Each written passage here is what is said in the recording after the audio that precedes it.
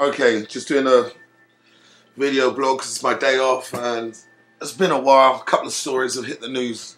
So I'm just doing one off the top of my head. This one isn't scripted or planned out with my righteous indignation. But who knows, I may get quite emotional about these subject matters. I just jotted down a few. The first one, we're in the UK. It's March.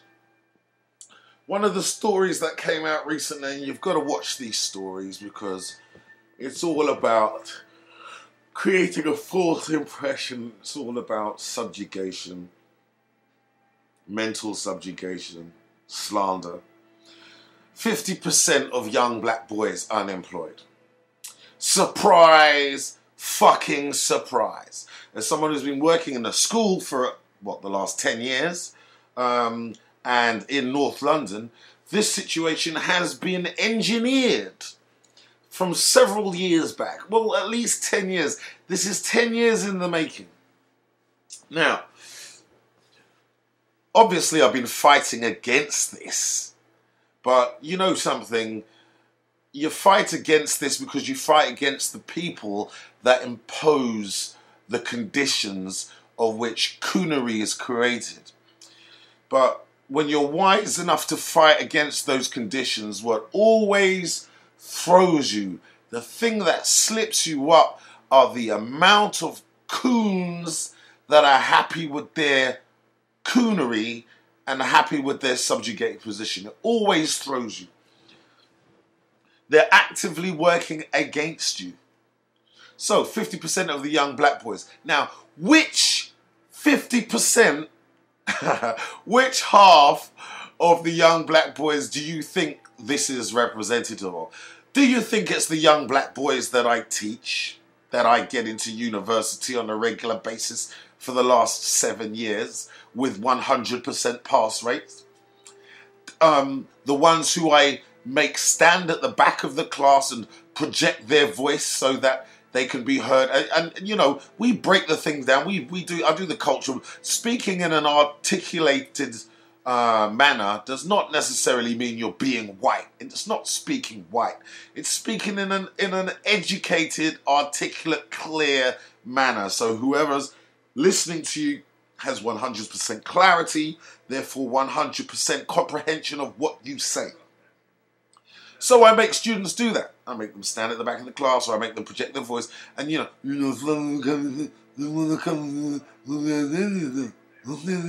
try and mumble their answers. You know that shit, you ask a question and they think they know the answer, but what they do is they'll mumble the answer and go, no, but I said, get the same tactics year after year. It's like, do kids pass around a book or something instructing them how to be a dick? So, 50% unemployed. I'm asking you, which 50%? Evidently, obviously, it's not the ones that I get into university, because obviously they come out and they are able to speak in a manner that gives a good representation of themselves.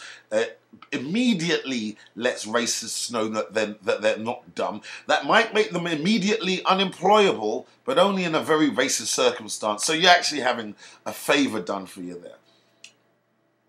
The other 50%, oh no! Oh, no. Oh, apparently I've always hated them. They're the footballers and the basketball players, and I just don't understand. I just don't understand that they can be, I don't even want to say railroaded, because they love their circumstance. I don't even want to say goaded. Just say corralled like sheep into a PE, physical education bubble, in which they are told how fantastic they are. Oh, you're going to be wonderful in the big wide world. And their physical prowess is just amazing. Unfortunately, the nigger can't read or write. You think I'm joking? Just last year broke my heart. Well, I got the boy about to leave school. I sit down to check his work. Find out the motherfucker can't read or write. But he's been sat in my class for years. I do classes over the computer. Everybody sits on the computer. I have checked work on occasions, and I have seen things written down. And when I used to ask the boy questions, he used to answer me in a clear manner with good explanations, and therefore not going around and checking each individual's work at the time, because I was giving them late. I only had them for maybe about 6 months. So I was unable to go through every single piece of work. But when I did actually, when I actually was double checking, at least a good couple of months before exams, I find out this boy can't read or write. Other teachers have had him. Other teachers have had him since year 7. He's played on the school football team since year 7. He's won trophies for the school since year 7. But the motherfucker can't read or write. So when he leaves school, irrespective of how fantastic he was, irrespective of how awesome his physical prowess was, the nigger can't read or write. He is unemployable. That's just one example. That's the one example that broke my heart. But then you got the other example of the members of the team that assaulted me. And nothing was done to them. Why? Because they're on the football team. And part of the racist mechanism for control is to side with either violent, sexist, or I was going to say racist. I was going to say, yeah, racist. But I'm talking about black kids. But yeah, engendering the feeling of distrust against other black people. And in fact, undermining other black males, other black male seniority figures, and making these young black men participate in the joke as they create as they character assassinate these black people. This is what goes on. This is the type of racism that is employed. But you know what? The parents don't give a flying fuck. The parents don't give a fuck. The parents don't know. The parents come into the place and they look at me and turn their nose up when I am the most successful teacher in the place. They look at me and they look like someone just rubbed shit on the top of their nose. But, you know, if you bring out Mr. Nazi Hitler youth boy, and it's like, yeah, really? Even though my man over there is on a 19% pass rate for his classes. 19%! But this is the type of blonde Hitler youth boy that gets promoted. Head of year. 19% pass rate. But when you look at the Negroes, the darker teachers producing 100% pass rate, all that you get is slander, undermining, the poisoning of young minds, and straight up lies. 2012, it's 2012 people. I'm a 40-year-old professional black man. It's 2012. This racist motherfucking shit is still knee deep. Mind you, I'm in the UK, so what do you expect? Next subject. KONY! Pet the KONY! KONY 2012. Considering the place that I'm working in, it's actually, on the positive side, I was actually quite emboldened and pleased at the number of young people that immediately saw KONY 2012 as a load of racist propaganda bullshit. You know, listen, people, don't just think KONY 2012 is just some fly-by-night media campaign that's trying to turn one African guy into a bad guy. We are talking about the listen to this, neo-colonization of Africa. Where are my Afrocentrists at? And the funny thing is, and I don't even want to attack people, but I've been watching the debates and I've seen what people saying, and you've got the Pan-Africanists, you've got the African Unionists, even though no one in Africa wants to unify with any of the Negroes in America. To this day. I mean, don't get me wrong, please, I'll always stand corrected if there's an African state that said, yes, African Americans, West Indians, Black British, bring your skills down here, because I have several different skills and I've got 2 different professions. I'm plying my trade here and getting kicked in the teeth purely on the basis of colour because a new Conservative government is in and the demons are running amok.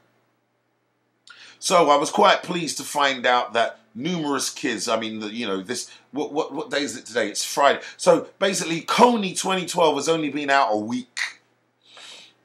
And, that got pulled apart in no time at all. Students found out that we have some of the largest oil reserves in the world underneath Uganda and on the border of Congo. We find out it's rich in rare earth minerals, the type of minerals that you need to buy mobile phones, to build mobile phones and create flat screen TVs and LCD screens, and those are the sorts of rare earth that are in Uganda, which potentially could fuel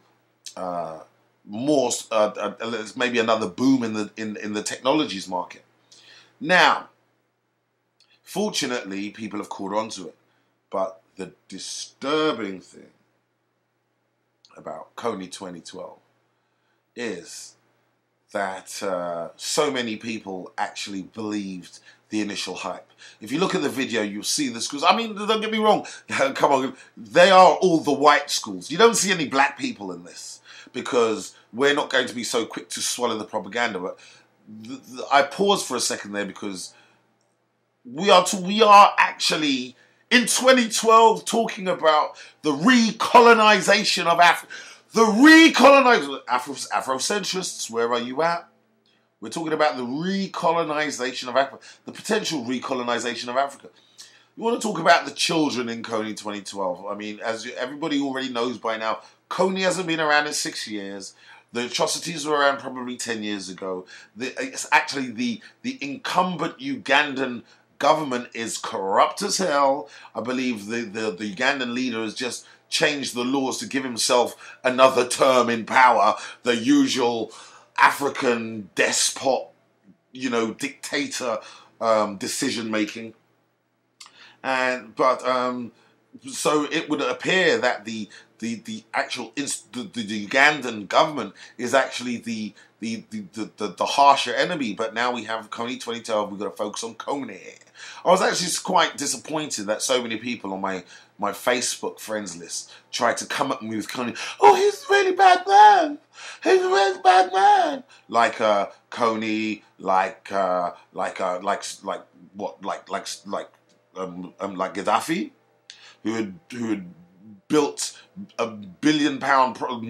millions of pounds of water regeneration for Libya, and allowed the Libyans themselves to participate in the profits from the oil. Are we talking about a bad man like that? No. Maybe we might be talking about a bad man like Saddam Hussein, who had weapons of mass destruction. What? No? Okay. I mean, the litany of bad men that the West has wanted us to be. Oh, Osama bin Laden! I forgot Osama bin Laden! I forgot how scared we're supposed to be. Now, Africa and KONY. And these guys are really going for it. They really believe it. For one fearful moment, I actually thought the place that I work was going to try and push it as well. In which case, you're really forcing me to come out and show and reveal my position. But, if we refer back to Libya, the latest offering of civilization from NATO, supposedly Libya previously with the lowest divorce rate in the world, with elements of racial harmony and integration. It's fucking North Africa! It's fucking Africa! Now what do we see? Obama supporters, Afrocentrists, where the fuck? I'm doing something about it. You ask me what I'm doing about it. I'm doing a blog because I'm letting you know that my presence, I exist on the planet Earth, and I'm out there moving and shaking. But what do? I teach and inform and develop the minds of young people. So this can never happen again in the future. That's what I'm doing on a daily basis. That's what I'm doing, and I'm working really hard to do it. What the fuck are you doing? What the fuck are you doing, man? We have another invasion of Africa. A potential another invasion. If you're Democrat.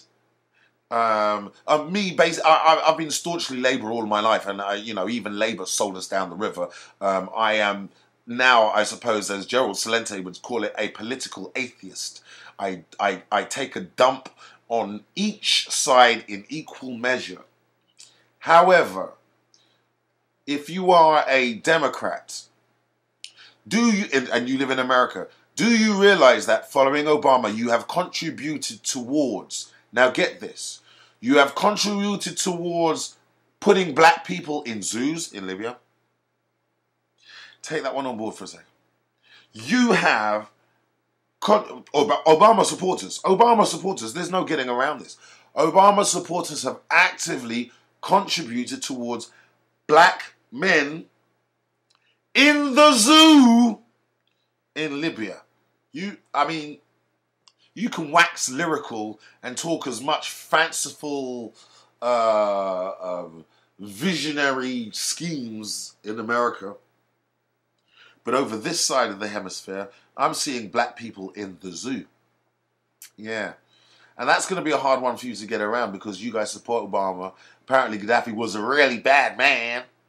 I've been even watching some of the stupid blogs, the most ignorant of uninformed opinions telling me that Gaddafi overthrew another black man to take power of Libya. And these are supposed to be some learned brothers. It was one of the RGB brothers in America. Came out with the stupidity that Gaddafi had overthrown another black man to assume power. And this is the sort of bullshit that makes you black people not care about an African champion, who Gaddafi was. There are numerous African champions, but Gaddafi was the one in the north of Africa. Black men in the zoo, Democrats. Black men in the zoo. You have contributed towards that. So, to round up my little rant before I go into work, we've got 50% black kids unemployed, but those aren't the 50% black kids that I see. Those are the 50% black kids who are good at football, good at basketball, and shit at every other academic subject. And you know what, black? You know what, black? They go and talk like that, black. And guess what, black? You know what, right? When man's leave school, yeah, and man goes into the big wide world, yeah, man will keep talking like this, innit, black? And man will think he can get high-paid jobs like talking like that, innit? And they actually think they will get a job and be employed speaking like that. Now, I don't give a fuck what you want to call me bougie nigga? Fuck you. I come from a working class family. My dad broke his backside to send me to university. No, he didn't say I paid to send myself to you. I always gave him credit for that. No, my dad gave me a very good basic education. And I was fortunate enough to be able to pay for a university education over here in the UK. And with that, I learned that in order for myself to progress and earn more money, I don't have to be a coon. Not a coon. I still retain my dignity and my pride, my racial pride, aware of my own racial identity. But I do, on occasions, how can I put it? I do on occasion formalize my speech so as to present myself as a professional. I don't go around like trying to talk like that, blood. You get me? You know what I'm saying, blood? And this is how when you turn on you turn on the TV, you see the rioters. That's how they talk, though, innit, brethren? You get me? You get me, blood, right? And they will talk like that in class, and they will speak like that when they go to their job, which is why half of them are unemployed, because they think that that's the way they can pursue that. Hey, you're not real guy. You're not real blood. And because you know what? Because they got no dads. They've got no dads. They've got mums, and the men at school have told them bullshit, and now they find their arse unemployed. It's hard for me to have sympathy with that 50%, only because I've spent so much time contributing towards the other 50%.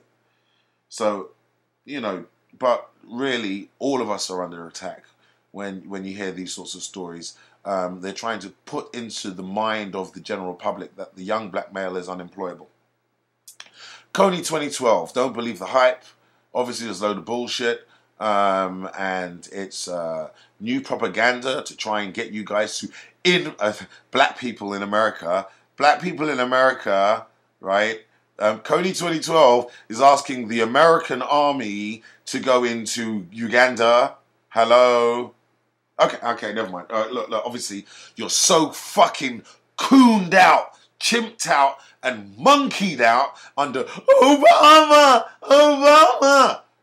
You would actually help sanction the third round of colonialism in our lifetime. Remember, the first round, they came and took us as slaves. The second round, they went back and you had colonialism and they stole all the natural resources. After that yoke was thrown off, what, you're going to let them in because of a glossy half-an-hour movie? Interesting. Libya. Your support of Libya has contributed towards black people being put into zoos, into cages, and embarrassingly forced to eat the former Gaddafi flag. Gaddafi championed all Libyans, especially the native Libyans, who are black people!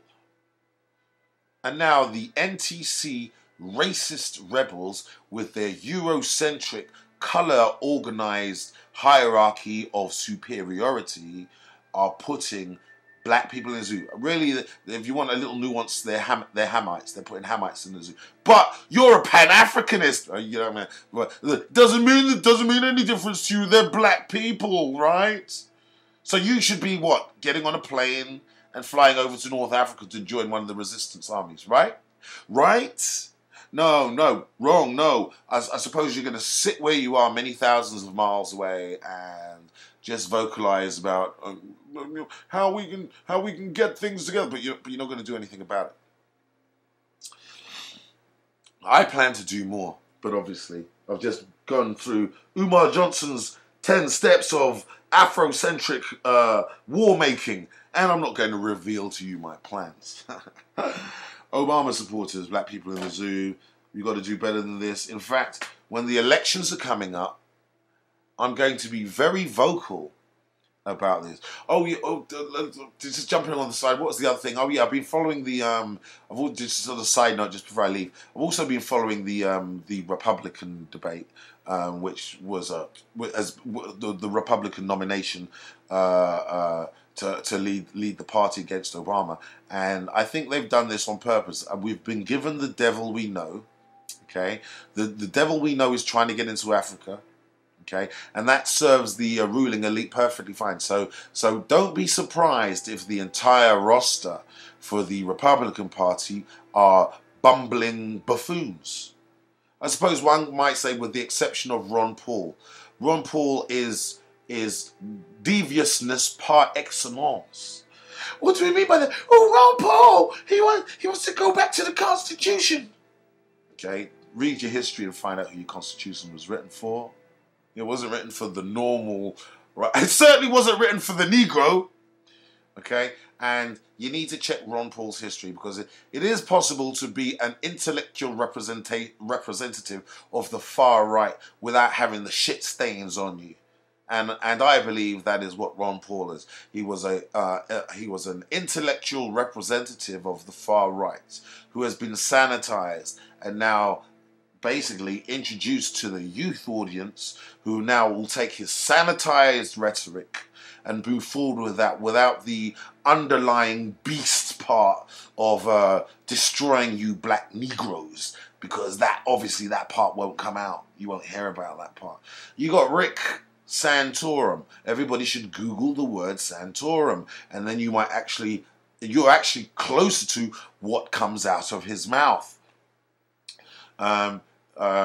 He's talking about banning internet porn, so he's not going to go very far, is he? And then you've got Mitt. I believe Newt Gingrich just dropped out of the race, and you have Mitt Romney, who is a Mormon who believes that you darkies are dark because it's a curse from God. Check out 2 Nephi 5:21 in the Mormon Bible if you want that information. Okay? 2 Nephi 5:21, I'll tell you that, where your skin had been so delightful and white, you are now cursed with the skin of blackness. And Mitt Romney believes that shit, and he's a potential leader of the free world.